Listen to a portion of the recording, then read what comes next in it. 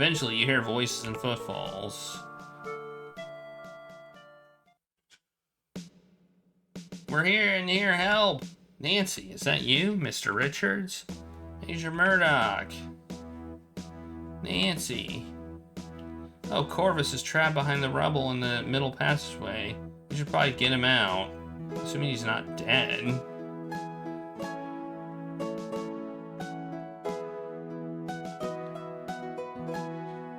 Working together, you eventually clear the rubble and free Corvus. He's a bit worse for wear, but he has only minor injuries. Ranger Murdoch cuffs Corvus just in case.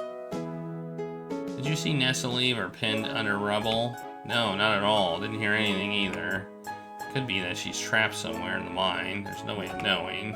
Or she could have gotten away. I can't think which you'd prefer, actually. Let's get out of here. Good idea. Ranger Murdoch leads the way out of the mine. You feel incredibly relieved to be out of the mine. It feels like a great weight has been lifted off your shoulder. The automobile is parked down the hill. There are more rangers waiting at the train station. How did everyone get here so quickly? Well, it wasn't quick, actually. Yeah, we already read this part. We read all this part before.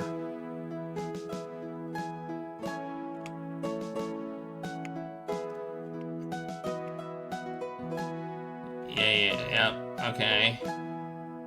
Carl Leffler. Kind of like Larry Laffer, right?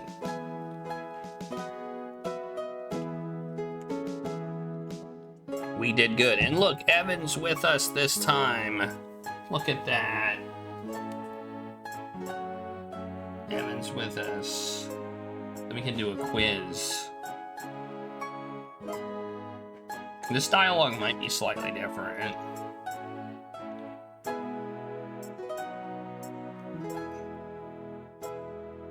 Chapter 7, Conclusions. Yeah, there's Evan. Look at him. Train station is flurry of activity. Rangers are milling around consulting with each other in whispered conversations. Inside you can hear the non-stop whir and tick of the telegram machine. The ranger in charge looks up and acknowledges Ranger Murdoch with a nod. Just the man I wanted to see. Thanks to the intelligence you provided, we were able to alert authorities about the impending sabotage attempt in Sioux Locks. They were ready and waiting and caught the man red-handed with luggage full of dynamite and plastic caps, not to mention a 9mm Luger in the glove box. Imagine his surprise when they called him by his real name, Carl Leffler, aka Albert Respa, German spy and saboteur. I would have loved to have seen the look on his face. All in all, some mighty fine work, Ranger Murdoch. Crisis been averted. Much as I'd like to have credit for it, Nancy Maple here is the one who ought to be thanking. She single-handedly figured it out.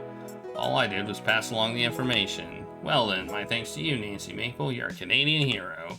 Thanks? Though I'll warn you, you might have been an unsung hero at that. I have a feeling the Canadian government won't want to reveal just how vulnerable they were tonight. It could undermine the public confidence at the crucial turning point for our country. Oh, I don't mind at all, as long as things worked out for the best. They did, Nancy, truly. Thank you for your service. Now, what have you got there? We come from the old abandoned garnet mine. Mr. Richards here was kidnapped by his sister, but these folks were able to rescue him. Yeah, we did. Fortunately, we managed to stop things from going too far, but the sister, Nessa Crab, is missing. We did arrest her accomplice, Mr. Corvus Shaw. They're also suspected of the murder of a young woman. I had nothing to do with that. We'll see, won't we? I'm confident we'll apprehend Miss Crab. The charges against her are serious. We'll use every resource at our disposal. Roger. Busy night. Yes, indeed. Please dispatch some crime scene investigators to the lodge so we can build a strong case. Roger that. Headed back to Toronto now.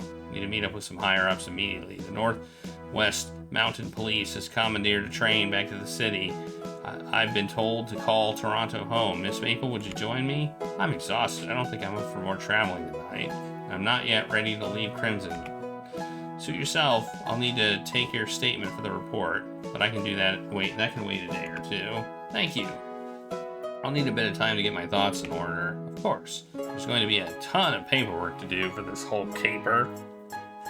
I'll be trapped behind the desk for weeks. Do send word when you're returning. I'll pick you up from the Union Station and escort you straight to the police station. Will do. Thanks, Ranger Murdoch. Roger Murdoch? Nathan drives you, Jack, and Evan back to the lodge. Margot's death feels like it happened weeks ago. Your arrival in Crimson feels like it happened months ago. It feels like years ago when you spoke to your boss, Professor Plumer. Ah, my boss, my fieldwork. What am I going to tell him? Despite the excitement of the evening, you find yourself nodding off only to be jolted awake when Nathan's automobile hits an uneven stretch of road. Eventually, not even the bumpy road can arouse you. Nancy, we're back. Once Jack has aroused you from your deep slumber, you make your way upstairs as quietly as possible, lest you wake Kimmy. Alright. Oh my goodness, what a night. I've never been so exhausted. And then we take our shoes off. And we're gonna do a quiz, but first we're gonna take a break. But as your gaze falls into the ransacked curio cabinet, you realize there are a few things you may want to bring up with the other inhabitants of the lodge tomorrow morning. I better make some new notes on fresh paper to remind myself, or I could just decide to go to sleep if I wish. Alright, let's do it. Let's answer these questions. Did Margot have an accomplice? Yes. Yes, I suspect someone helped Margot hide the ruby brooch effectively.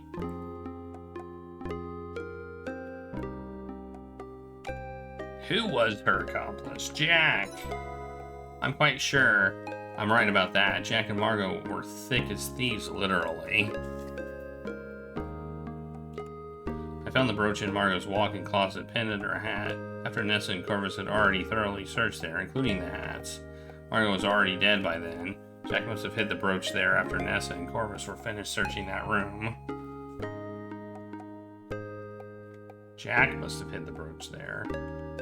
I should ask him about that tomorrow morning.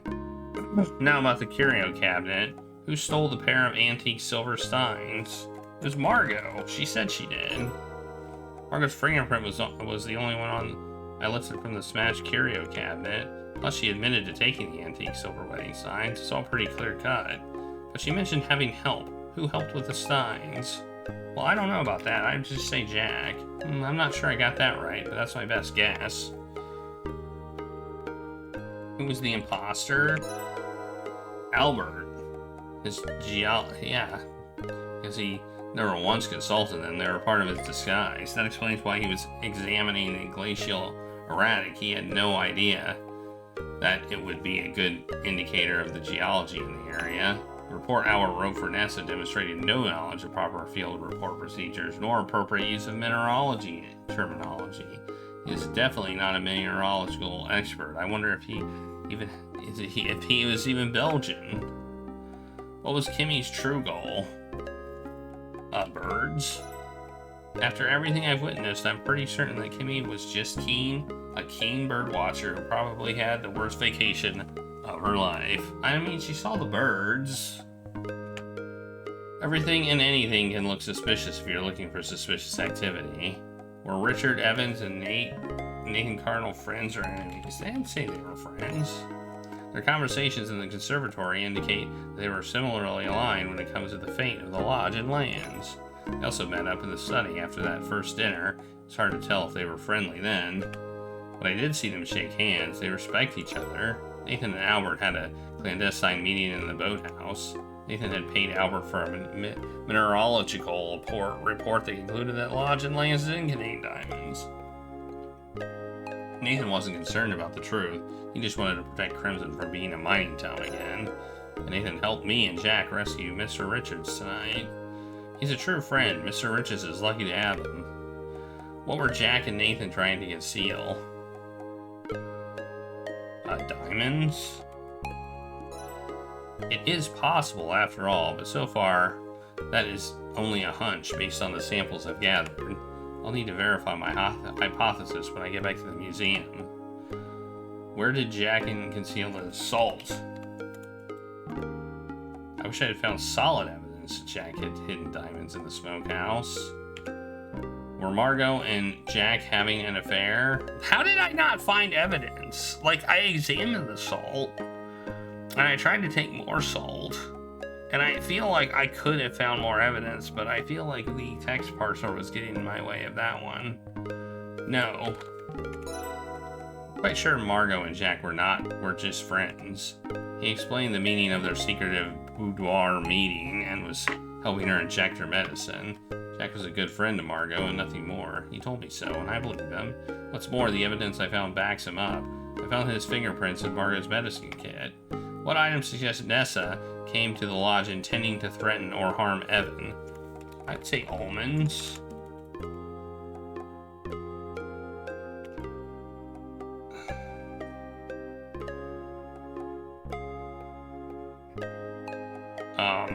Will? Okay, I guess not. I said almonds, and I said Will.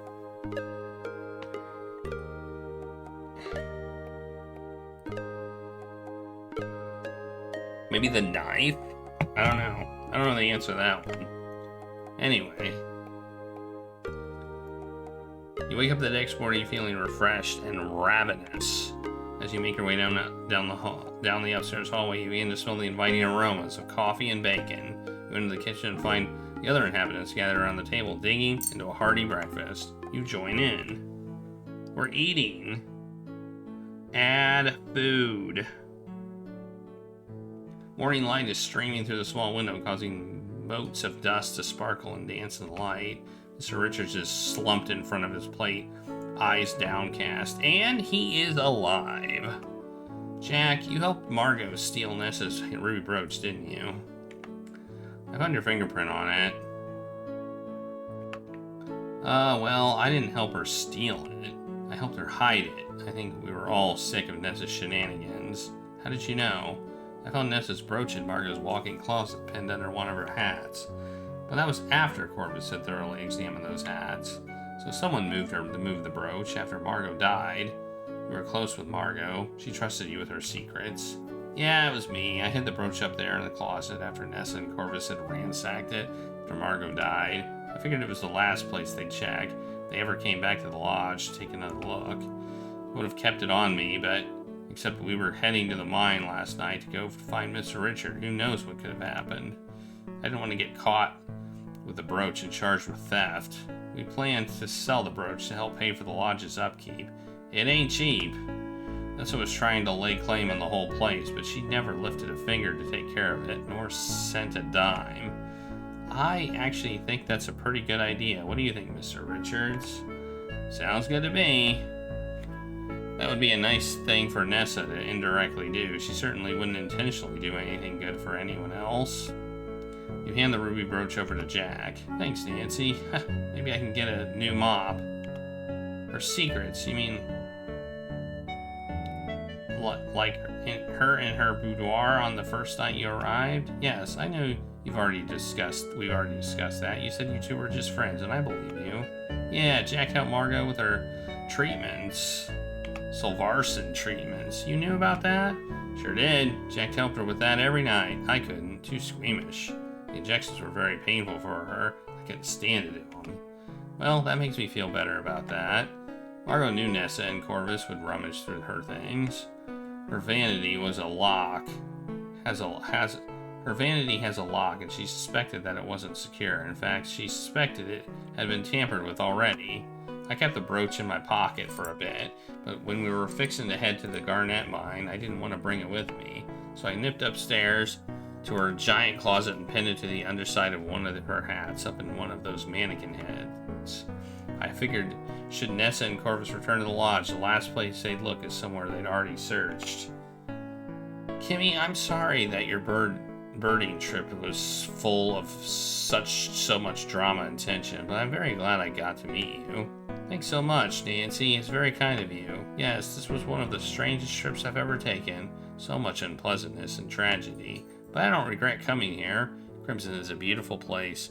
Margot was very kind. Jack and Nathan really helped me feel at home here, despite everything. And you, Mr. Richards? Yeah? I can see why you love Crimson so much. I love it too. Ah, that's real nice. Thanks, Kimmy. And Nancy, I'm very glad I got to meet you too. You're one of a kind, brave and clever. No matter what happens, I'm sure you'll make your dreams come true. Thank you. That means a lot to me. I'll try my best. Nathan, I have to know. Yes? I was in the boathouse when you had your meeting with Albert. You were? Where? In one of the canoes, but never mind that. I saw and heard you buy a phony mineralogical report from Albert. I feel like you had Mr. Richards' best interest in mind, but could you please explain that to me? Of course, I did that because I had Mr. Richards' best interest in mind, and mine as well. What's this all about? I didn't want to trouble you, Evan. Yes, I did pay Albert to write a mineralogical report that stated there were no diamonds on lands around the lodge. That would make the land worthless in essence. She would stop bothering Evan and go home.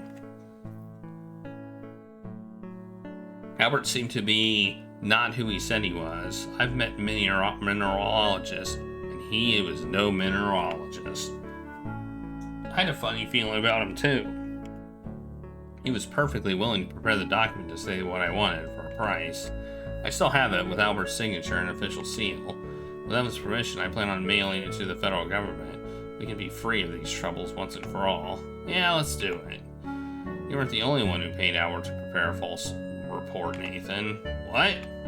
I found the original report she'd paid for in Corvus's satchel. I read it, and it said that there were diamonds on this land. You wouldn't happen to have that version of the report, would you? Actually, I do. Haha, good one, Nancy.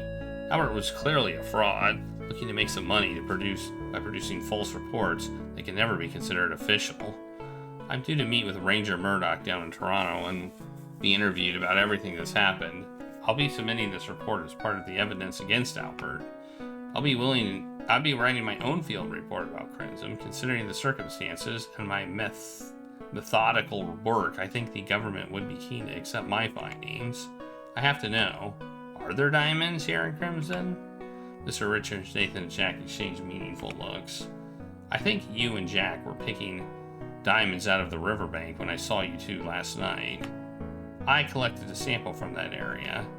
Nancy, there are diamonds in Crimson. We have to check the river's banks regularly for ones that come down the river. Over time, we've managed to extract most of the gems that are in the ground, but soil erosion also reveals them. Every so often, we gotta go looking for more that have appeared. They're easier to see by moonlight. Evan used to help us. In fact, he used to do it all by himself. Yeah, but it wore my back down, so it's now up to Jack and Nate. Fortunately for us, not many people were around. It was a difficult secret to keep even then. Yeah, until that fish swallowed that whopper of a diamond, and that lucky duck fisherman caught it. Nothing but trouble that was. My goodness, I see. Nancy, we know that your field work is very important to you, and we certainly can't prevent you from divulging anything you may have discovered here. We can only ask you to think about about what that news would mean for Crimson. We like it how it is now. I do too. Me too, and so did Margot. What'll happen now? That'll partially depend on you, Nancy.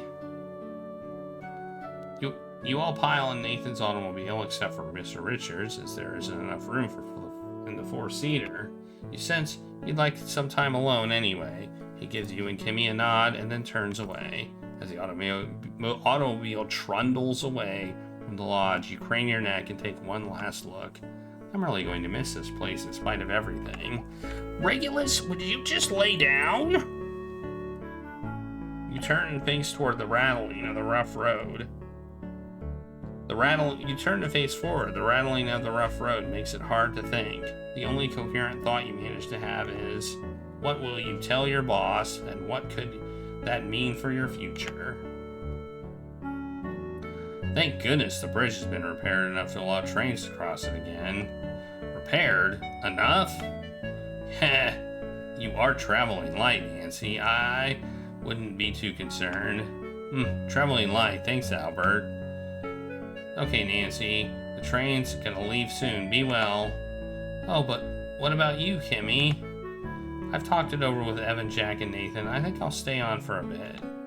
It's It's been so tense here. I want to relax, enjoy the birds, and the fall migration is starting in a few weeks. And the leaves will be changing color. I've promised Jack that I'll help with the lodge chores. I'll earn my keep. That's wonderful news. I wish I could stay longer too, but I've got to get back to my job in the city. I kind of wish Kimmy would have been more suspicious in innocent ways. That's my one wish that they would have done. She was not suspicious at all. Good luck, Nancy. I'm gonna miss you. I'll miss you too, Kimmy. Be well.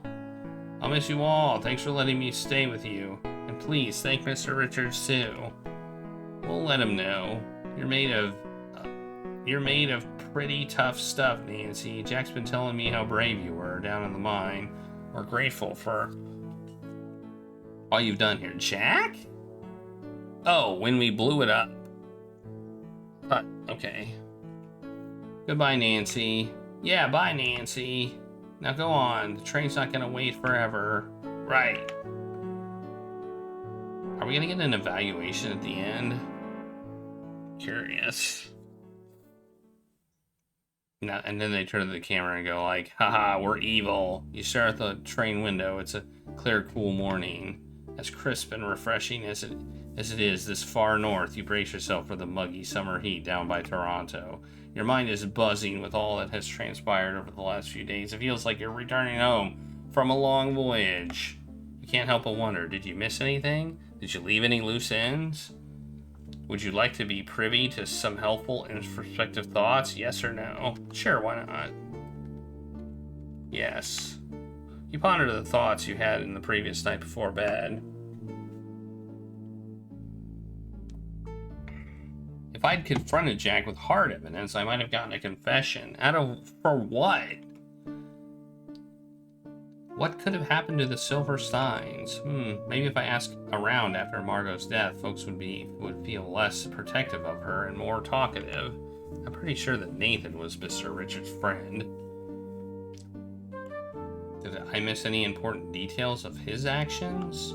Jack and Nathan were doing something by the riverbank, by the bridge. I already said what they were doing! Perhaps if I approached the situation from a different direction, I would have heard their conversation. Okay, that's true. What about that time Jack and Nathan met up in the carriage house? Could there have been a way to listen to them discuss things? Should I have hidden somewhere? Yeah, I could have hidden up atop. I know where I could have hidden. Did Nathan stand to lose anything by helping Mr. Richards? He wasn't at the dining room meeting with Ranger Murdoch. I was going to ask Jack about it at the time, but he didn't seem to want me to address that. Maybe if I'd asked Jack about Nathan after that meeting, or even Nathan himself, I learned something interesting. Jack and Nathan were trying to conceal something. Do I have any promising theories about that? If I was able to listen to their conversation by the bridge, maybe I could have learned more. The area between the jetty and the smokehouse probably could have used further scrutiny. What? I don't know what I could have done there. I didn't solve the mystery of the missing silver wedding signs. I do know Margot took them. She admitted as much. But I don't know where the steins are. Maybe I should have made some inquiries. Particularly after Margot's death, when perhaps people would no longer feel the need to protect her. I don't care that much about those. I can't think of much else, actually, so I did a pretty good job. Had a few questions here and there, but overall, top tier. You know, you turn your attention towards the impending interview with Ranger Murdoch. You feel like you investigated Margot's murder at the best of your ability. After a good deal of mulling over, you conclude, actually, I'm satisfied with all I've done. I am, thanks goodness. Having reassured yourself, you fall quickly into a deep, dreamless sleep. You don't awaken until the train pulls into Union Station. Hopefully we keep our luggage with us instead of up in the compartment.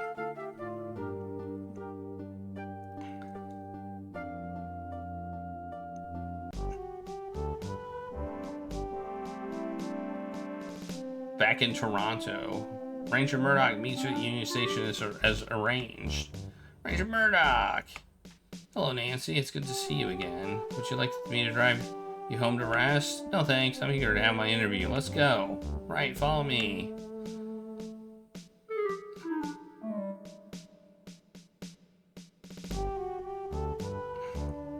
I think we needed something to tie her up with. You look over the wanted posters on the board and see a familiar face. The face has familiar features, but the expression gives you pause. It's unmistakably Margot, but she looks scared and angry. The name is different too. The Margot you knew was at peace, kind, and caring. You feel fortunate to have met her when you did. The poster lists her offenses as assault, theft, racketeering, public nuisance. Nancy? Sorry, just lost in thought. And yes, that person has been on the most wanted list for a few years now. Skagway was a near lawless place. Sometimes who the criminals were was a matter of public opinion. And sometimes if you don't make friends with the right people, you could get stuck with all sorts of trumped up charges. Does she look familiar to you? No, I don't recognize her. Very well, let's begin. Suddenly, the door bursts open to reveal your boss. Nancy, there you are. Welcome back. I heard the train had come in. Sir, we're in the middle of a confidential interview. My apologies. It won't be a moment. Nancy, what did you find out? Are there diamonds in Crimson? I must know. Yes or no? No. I'm afraid I didn't find anything significant, Professor. I managed to obtain some good samples, though, and I think I'll still be able to produce a good report for my field work. It just won't be very exciting. I'm sorry to hear that, Nancy. As for exciting, most research isn't. Don't worry too much about it. Come see me when you're ready, and I'll help you with your report. Thanks so much, Professor Plumer. Take care, Nancy. See you soon. There he goes. Okay, now let's really begin. Any information? Maybe you could close the door. Maybe close the door. Any information you provide will be kept strictly confidential, of course, assuming nobody is standing behind the door listening. Thank you, I appreciate it. Nessa is wanted in connection with Evan Richards' kidnapping, Margot's murder, and attempted fraud. According to Mr. Richards, he was assaulted at the jetty, but it was dark out, and he was rather inebriated. Do you have any evidence connecting Nessa to the scene at the jetty? Yes.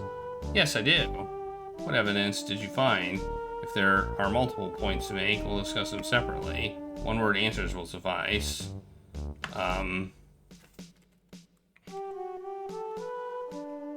I found her fingerprint on a shattered crystal decanter at the jetty.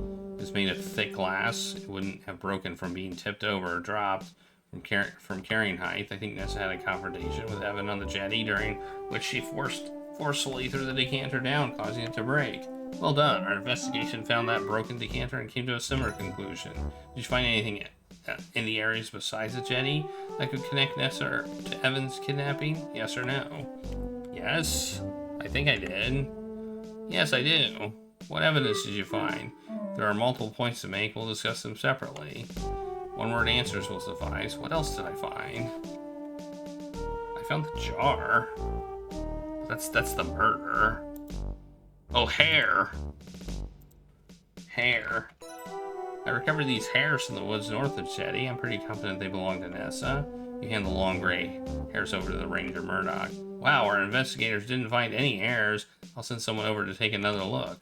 The bulbs of those hairs are intact. That means they need to be ripped from the scalp from some force. That definitely implies that she was part of a struggle in that area. I'm going to have to keep these hairs, Nancy. Of course. Do you have anything else to share that would connect Nessa to Evan's kidnapping in the areas other than the jetty? I think so. Let's see. What else have we got? Well, we got the button. That's Corvus, right? We have the almonds.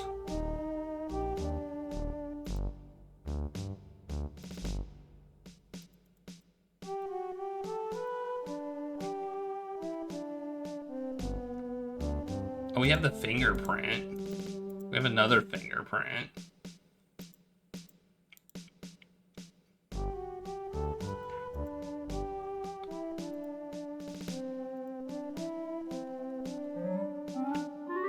found these Jordan almond fragments on the table in the smokehouse. I managed to recover Nessa's fingerprint from one of the candied gels. This is fantastic. You placed Nessa in that smokehouse. May I have those? Of course. You give the almond fragments to Ranger Murdoch. Do you have anything else to share that would connect Nessa to Evan's kidnapping in other areas other than the jetty? Do I?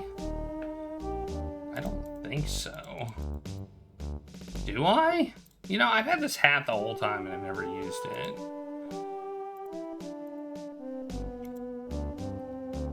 What's this? Oh yeah, I know what that is. I don't think I have anything else.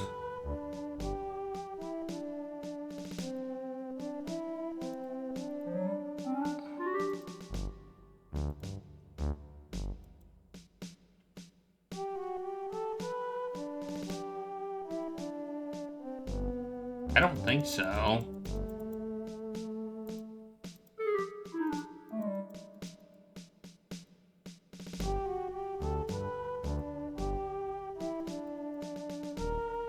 I have a button. No? No, I'm afraid not. Okay, moving on. I believe Mr. Richards is being held in the lodge smokehouse before being moved to the Garnet mine. Do you have any evidence to support our theory regarding this unlawful confinement?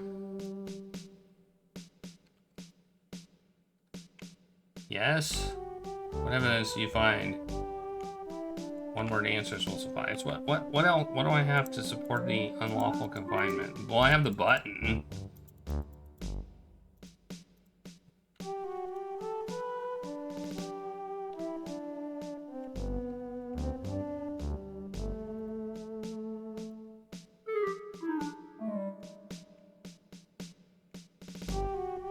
I think I do. I think I do. But what would it be?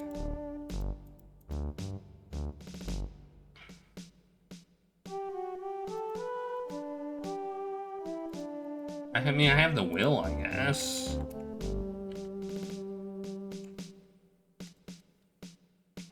Oh, I forgot about footprints. I forgot about footprints in the last one.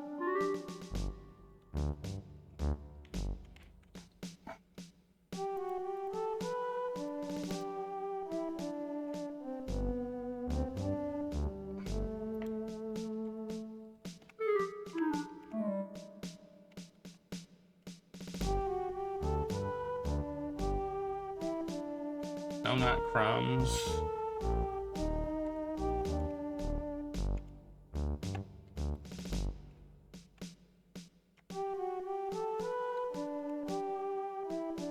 I mean, I don't think I do then.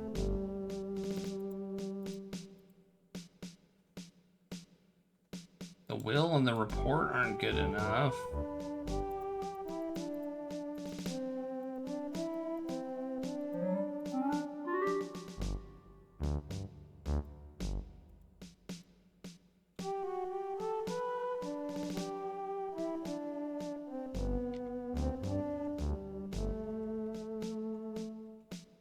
I guess not then. I guess I don't have any evidence for that. That's weird.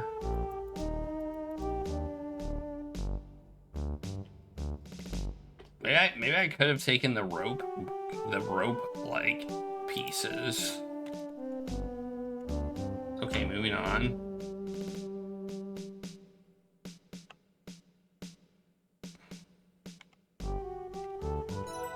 Mr. Richards had used the jam from Jack's thumbprint cookies to draw a hidden symbol. The symbol was a red circle surrounded by a round red border. Red?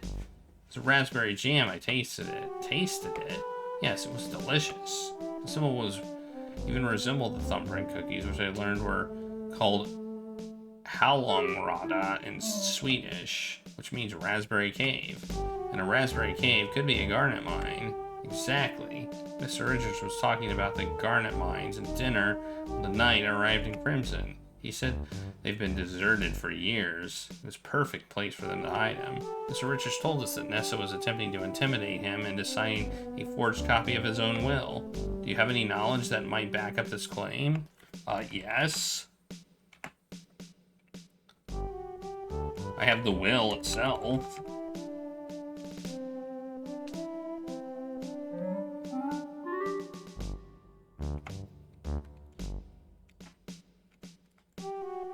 Well, almonds. Mr. Richards is allergic to almonds and has been since childhood. It's common knowledge. Nessa brought Jordan almonds with her to return to the lodge. Found shattered pieces in the smokehouse where I believe Mr. Richards was briefly held. Managed to recover one of her fingerprints from the remnants. Stellar work. Our investigative team didn't find that. What's more, there were more Jordan almonds in the cavern where Nessa brought him. There's no doubt in my mind that Nessa brought the Jordan almonds to the lodge, knowing full well how dangerous they were to Mr. Richards, which apparently that wasn't the thing that proved she was there to cause a problem. Maybe at first she only planned to intimidate him with them, but in the end, she was prevented from doing any worse. Let's move on to Corvus Shaw's role. Do you have any evidence that would connect him? Yes. Yes, I do. Footprint? Yeah. The shoe prints must have been formed by stepped on the split whiskey and they were still wet. That suggests to me that he was either present during the abduction or Mr. Richards soon after. Due to the scuff marks I saw on the jetty, Mr. Richards was dragged away with some force. Without Nessa, an elderly lady could have dragged her brother away with that amount of force.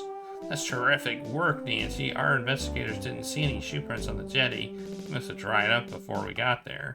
Now that we know they're there, perhaps some forensic process will help reveal them.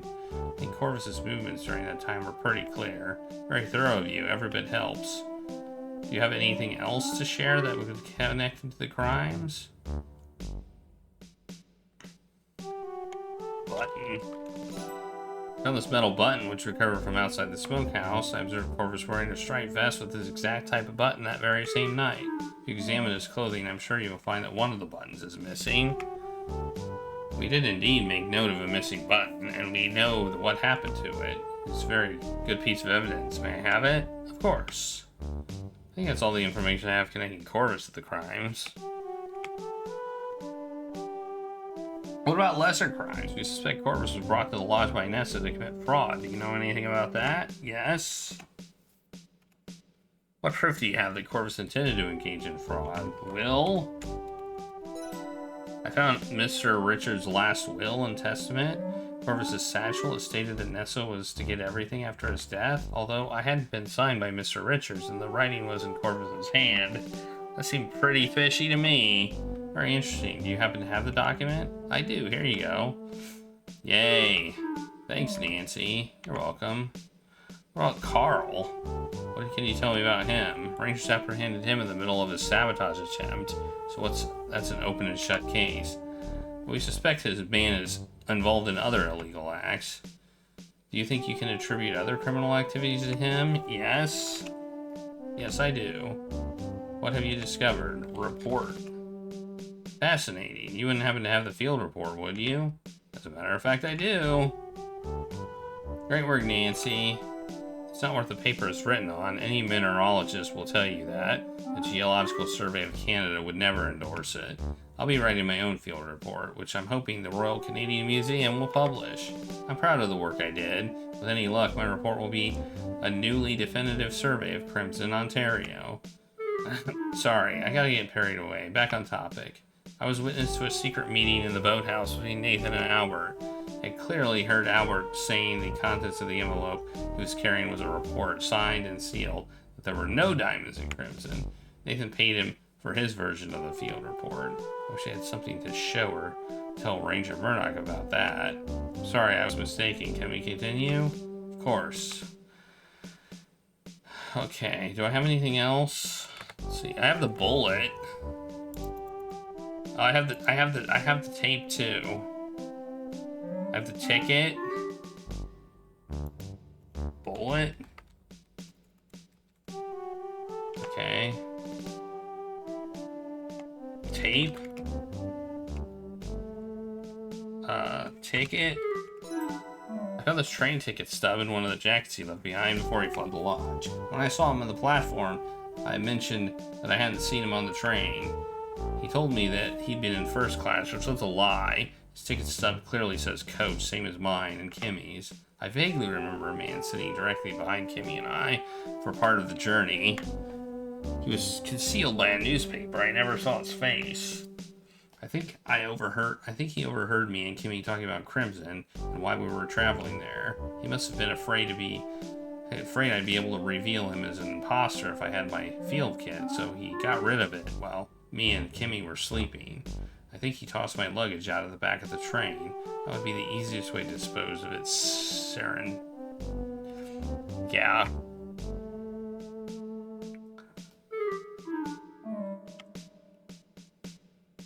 Unsuspiciously, I guess, when he hid in the neighboring first-class car when it was empty near the end of our journey. Very well deduced, Nancy. It just so happens Rangers found your luggage near the train tracks between Crimson's train station and the previous stop. Oh my goodness, they did? Yes, your name is found on the tag inside. Everything is intact. That's wonderful news. I'm afraid I'd have to save up for another field kit. Your luggage is still an exhibit in an ongoing investigation. We found some fingerprints on the inside and outside of the luggage. We'll be needing to fingerprint you while you're here at the station, so we can separate your prints from those of the suspects after the case is wrapped up. We'll return your luggage, of course. I understand. Thank you, Ranger Murdoch. You have any ticket? Do you have the ticket stub you found? Can I have it? Here you go. What would this be called? A telegraph tape.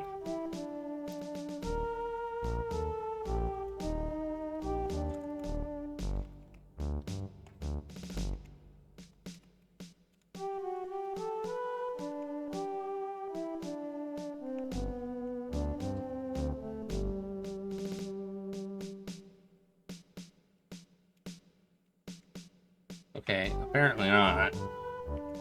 Apparently that isn't good enough. I have a cigar, his bullet. Neither of those are good enough. So I guess I never returned the wire cutters. I don't think I have anything else.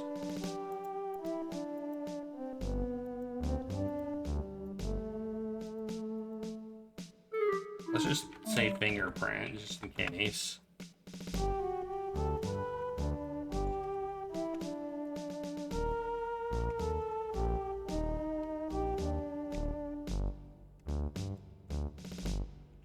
I guess not then. Okay, moving on. And finally, Margot's death. Margot's murder. It does appear to be the case. We are looking into it. Do you have any evidence you'd like to give me that will help make a case for Margot's murder?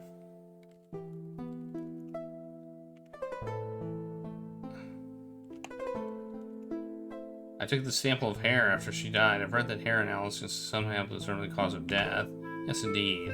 Can't take any promises, but this will help with our investigation. Do you have anything else to show me? Any other evidence? Oh, I have the jar. I recovered this jam jar from the river by Crimson Lodge. I think it's a key piece of evidence against Nessa regarding Margot's poisoning. You hand the jam jar over. Thanks. What can you tell me about it? It's a powdery white residue inside along with a bit of flypaper. I'd be very interested to learn what the residue is. Though I wouldn't be surprised if it's arsenic. Really? Yes, the box for the flypaper strips warns that they contain arsenic. Pretty dangerous stuff. We'll find out one way or another. Thanks, Nancy. I found a fingerprint on the outside of the jam jar. It's Nessa's. This could go a long way towards connecting Nessa to Margot's death, and very possibly to ruling the death of poisoning. Excellent work. What's more, I overheard Nessa having a conversation with Corvus in the apple orchard. She admitted to soaking the flypaper in glass jars to obtain poison, storing it in her flask, and tossing the jars over the waterfall. She admitted to... Wait, I just said that. That's pretty incriminating, especially if the evidence can back up your story. Hopefully Miss Crabbe will have the flask in her possession when we apprehend her. It would really help build a case against Nessa. Thanks. Do you have anything else to show me? I don't know. I look sad. I don't think I have anything else to show you specific to that. I could show you the flypaper. I found this empty box of flypaper in the garden shed. After reading the tiny warning label, I discovered that the flypaper contains arsenic. Jack maintains a supply of flypaper at the lodge, but this is the only box that was in the shed. And this box looks crisp and new, but empty. I suspect Nessa was stealing flypaper and extracting arsenic from it. An interesting theory, Nancy. May I take this box into evidence? Of course. You give the box. Thanks. Do you have anything else to show me?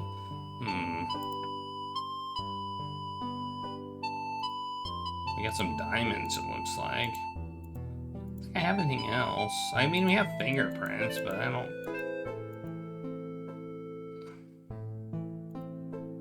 Well, I think that's it. E?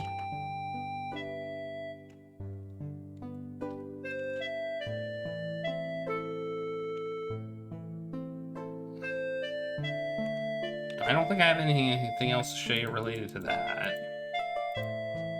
I like how we have to, like, assign things. What's this glass? It's just a glass. Okay. Oh, that's a blasting cap container. I probably should have shown him that. I forgot we had that.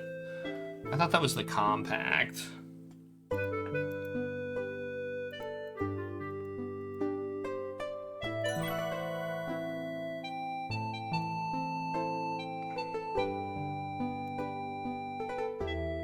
Okay. No. I'm afraid not. Okay, I think that does it, actually. Thanks for your time, Nancy. You head home after completing your interview with Ranger Murdoch and immediately set to work on your field report of Crimson. You write at length about the samples you've obtained and the observations you made, although you leave out a few details, such as that there are diamonds in Crimson. Professor Plumer proves to be an enthusiastic and patient mentor, despite his mild disappointment at the unremarkable findings. You impress him with your attention to detail and hard work. Together you produce an impeccable field report, which is a lie, that is published by the Royal Canadian Museum and eventually endorsed by the Geological Survey of Canada. That's a lie. Your first publication, Nancy, a real feather in your cap, and it happens to be a lie. Oh yeah, maybe we could have dusted the flypaper box. For some reason I never thought about that. Weeks pass, soon you're immersed in your regular life. You become an expert on the filing system and even suggest some ways to improve it.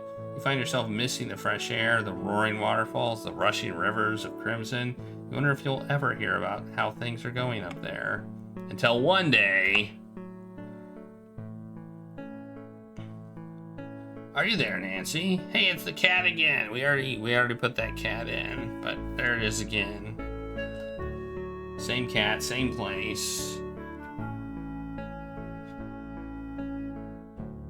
I thought today's newspaper might be of interest to you. You start reading the newspaper. The largest article is about Nessa Crab. She's considered a fugitive and wanted in connection with Margot's murder, her brother's kidnapping, assault, and attempted fraud. The article mentions that Nessa's alleged accomplice, Corvus Shaw, is being charged for his role in Margot's murder, Evan's kidnapping, assault, and attempted fraud. You're relieved to see no mention of Crimson anywhere, not even in the smallest news items. You figure no news is good news. There's no mention at all about Albert Carl's attempted sabotage at the Sulaks, only that there will be minor delays due to routine maintenance. They probably want to make sure there aren't any more explosive devices in and around the locks. Had Albert succeeded, you shudder to think of it. You skim the rest of the newspaper, but nothing else catches your eye. That's a relief, I suppose. And where are we going now? Too bad about the whole diamond fiasco, eh, Nancy? We both knew it was a long shot. Good work today, kiddo. See you tomorrow, bright and early. Yes, sir. You start the long walk home. You're relieved that Crimson won't become an open pit mine. That Kimmy and her cormorants were safe and happy. Oh, look at this! Look at this scene. We're walking by the Lucky Diner. Hiya, Nancy. Another late night, eh? Got a bit of stew saved for you. Kept it nice and warm on the stove. Thanks, Miss Williams. I'm starving. Go on in, lass. I'll serve it up. I'll be down in a bit. Okay, lass, take your time. Oh, do we live here? Oh, we live here over a diner. Nice. Miss Williams ladles a hearty bowl of stew and slices a bit of bread for you. The food is delicious. Warms you to the bone. She sits with Chicken you, noodles. and the two of you chat about the goings-on in the neighborhood. You're grateful she rents you a room so cheaply. Museum clerks don't get paid very much. Once your belly is full and Mrs. Williams has washed the bowl, she waves you away from this menial task. You step lightly upstairs, lest you wake the other lodgers. Man, how many are there? I guess it's a one-room place. Man, I thought she had a computer for a second. I was like, when was this supposed to take place? But no, those are pictures. You fall asleep as your head hits the pillow. You're exhausted, and tomorrow will be another exhausting day. But every exhausting day is another step closer to making your dreams come true. Well done, Nancy. The next morning, man, there's another whole new game. Whole nother game. You pick up the envelope. It's from Mr. Richards. There's a bit of bulk to it. Just surprised the envelope fit under the door. Is it money? You open the envelope and read the letter inside. The letter reads, Dear Nancy, I hope you're well. Me and Jack are doing well, and so's Kimmy. She's been helping out around the lodge. I'm grateful. Kimmy still plans on staying on to see what the fall bird migration will look like in Crimson. I've told her about the birds I've seen in previous years, and she seems excited. You're a good soul. Now that things have calmed down, I've had time to rest and think on things. I wanted to say thank you. I've got no doubt you'll make your way in the world and succeed on your own terms. And thank you especially for caring about what happened to Margot and doing something about it. Nessa will be behind bars the rest of her life, from what I hear. She quite likes the strict rules and routine. I'm just relieved that Nessa will never intrude on my life ever again. Thanks. My gal Margot lived a whole other life before she met me. I know all about it. She told me. I knew she was sick. None of it mattered to me. I just wish I'd died first. But never mind about the past, Nancy. Let's talk about the future. Margot was a very successful businesswoman up in Skagway, which is what brought her unwanted attention from the unsavory people. She had to do certain things to protect herself, including leaving town quick. She had to leave some things behind. She buried them and told me where. Now I'm telling you where. Coordinates and directions enclosed. If you're up for an adventure, seek out what she buried. It's all yours. You earned it. But wait for spring to set in. Take the time to plan the journey. Skagway's a long way away, and I've enclosed something to help you pay your way there. Take it to a jeweler with deep pockets and sell it. If you'd rather not make the trek to Skagway, sell it and use it to pay for your education, your dreams, or just enjoy life. It's up to you. Nathan sends his regards, which reminds me I've already transferred ownership of the lodge and lands to Nathan. I should have done that a long time ago. I'm living in his house now. We all are. Take care, Nancy. You're welcome at the lodge anytime. Nathan says so, and so do I. Signed, Evan Richards. You unwrap the little bundle of cloth and are stunned to find yourself holding Margot's white garnet necklace. White garnet necklace. Oh. It probably isn't a garnet. You can't resist the call to adventure. You sell the necklace and spend the bleak, monotonous winter months in the city, planning your trip to Skagway. At long last, the weather becomes warmer. You book a train trip out west. By the time you arrive in Vancouver, it's the start of summer. You manage to book passage on a large shipping vessel up through the Georgia Strait along the coast of British Columbia and into Alaska. From there, it's a quick jaunt up the Lynn Canal to a smaller fishing vessel and into Skagway proper. Man, there's a lot of reading in this game. The fisherman drops you off at the dock bright and early and tells you he'll pick you up at the end of the workday, after which you'll spend the night in Juneau. Is that Juneau? You head into the wilderness, fending off the largest black flies you've seen. Eventually, you find the spot that Evan described in his letter. Man, I thought this was like gonna be another game. It's like, oh, they're setting up a sequel, but no. No, we're not done yet. Dig.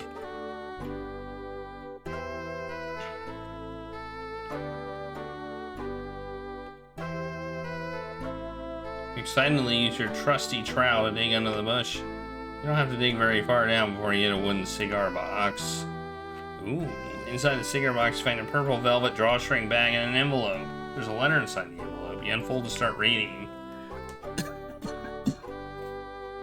If you're reading this, it means I never made it back here to retrieve this box. That could be for many reasons, but the two that preoccupy my mind are the following.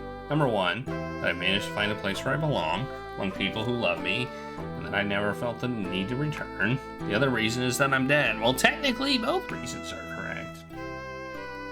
But seeing as this is in the middle of nowhere, I'm going to hope that you are someone I care about, and that I told you about this. Whoever you are, friend or stranger, whether you came by this by love or luck, you're welcome to it. All I ask is that you tell no one where you came from, because I did find the contents of this bag near Skagway in a secret spot. One day, I hope this area will recover from the harm that was caused by the gold rush, by people like me. It is my fervent wish that nature reclaim Skagway and the waters will run clear once more. Be well, signed Margot. You carefully open the drawstring bag. Inside you find gold nuggets of varying sizes, the largest of which is as big as walnut. We're rich! You take the bag of gold nuggets up and put them in your pocket. It doesn't feel right to leave the box empty. With a flash of inspiration, you realize exactly what you should do. You place your samples from Crimson in the cigar box, back into the ground where they belong. I'll keep your secret, Margot. You'll keep mine. Excellent. You carefully rebury the cigar box beneath the bush. Margot picked the perfect spot to conceal her treasure. Even now, you can hardly tell where you've just dug. I suppose that's it. That's that, rather. Hey, Gregory. How's it going? Caught the end of this game. You take one last look at the mountains and rolling hills and wonder what Margot was thinking and how she was feeling as she stood in this spot. I wish I could have told you about the peaceful, beautiful place you'd find and the people you'd meet who'd care about you. Goodbye, Margot. Goodbye. You trek back to the dilapidated dock. The fisherman is waiting for you. His net's full of halibut. You think of her waiting, tell him you had a lovely hike, and board his vessel. Did we get some halibut? Halibut! Hey, look at that. You couldn't resist keeping one of the blazingly bright red crystals. You did a good job with sussing. You did a good job with sussing out the motives and actions of the other guests, but you missed the mark on a few things. You scored 14 points out of 24 during your pre-departure ponderings. Oh man, we missed 10 points. You performed satisfactorily during your interview with the ranger, but you could have been more helpful. You scored 10 out of 19 points. That's not bad. You did pretty well in your investigation reporting on Margot's death. You scored 6 out of 8 points. Carl was tried and found guilty of sabotage of the railroad bridge, attempting sabotage of the Solok's, espionage, fraud, theft, and a litany of other minor charges. He was incarcerated in Kingston Penitentiary until his death 12 years later of a heart attack. The Solok's were patrolled by the Northwest Mounted Police for the duration of the Great War, and no other sabotage attempts were made. Thanks to this vigilance, Canadian supply lines along the Great Lake waterways remain uninterrupted. This played an important part in Commonwealth war efforts and crucially contributed to the Allied victory. Corvus Shaw was found guilty of being an accomplice in Evan's kidnapping, forgery, and attempted fraud. You helped clear him of charges involving Margot's death because you'd been privy to the conversation you had with Nessa in the orchard. He was disbarred and served 5 years in a medium security prison. Upon release, grateful for your assistance in partially clearing his name, he dedicated himself to community service. Okay. Margot was laid to rest, and could we have saved Margot? Was it actually possible to save Margot? I wonder if it was possible to save her. Margot was laid to rest in Crimson's lushly overrun cemetery in an unofficial service attended by Evan, Jack, Nathan, and Kimmy. It was a consolation to the attendees that Nessa was brought to justice for all her crimes. Kimmy stayed at the lodge until after the autumn migration of birds, when she returned to Vancouver to be with her family. From then on, she'd visit Crimson for the spring and autumn migrations as well as the cormorant's nesting season every summer. Jack remained at the lodge, continuing to take care of it. After Evan legally transferred the lodge and lands to Nathan Cardinal and his family, when Jack became old and creaky, the Cardinals in turn took care of him. Nathan Cardinal and Evan Richards arranged the transfer of the lodge and lands to the Cardinal family, effective immediately. Considering recent events, they agreed it was a good idea. The secret of the Crimson Diamonds remained hidden. Nessa managed to evade authorities for a while, but because of your strong case against her in Margot's murder, as well as the charges of kidnapping and attempted fraud, she became Canada's most wanted fugitive, with wanted posters circulating all over Canada. She was apprehended, stood trial, and was found guilty on all counts. She lived in the rest of her days in Kingston Penitentiary.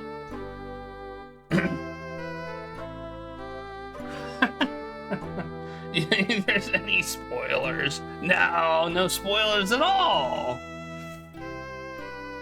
Evan Richards lived... there's no real spoilers to any puzzles, because we're done. Evan Richards lived the rest of his days in his beloved lodge, but he always feared that Nessa was lurking in the woods and staring in the windows at night, seeking revenge. He kept all the curtains firmly shut, rarely went outside, and drank a lot to cope. Upon his death, he was buried alongside Margot and his parents, Crimson, which is exactly what he wanted. He wished he could have done more to help him. You had a pretty strong case against Nessa, if only she hadn't gotten away. You continue working diligently as a clerk at the Royal Canadian Museum. Eventually, you are accepted at the University of Toronto, the Department of Geology and Paleontology, as an undergraduate.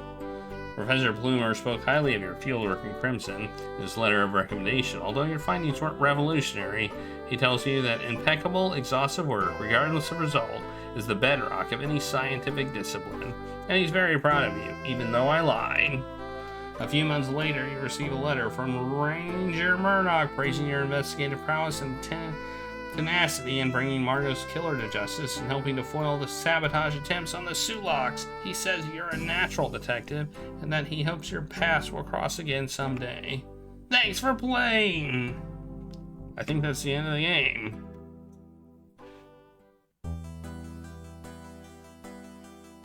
Game over!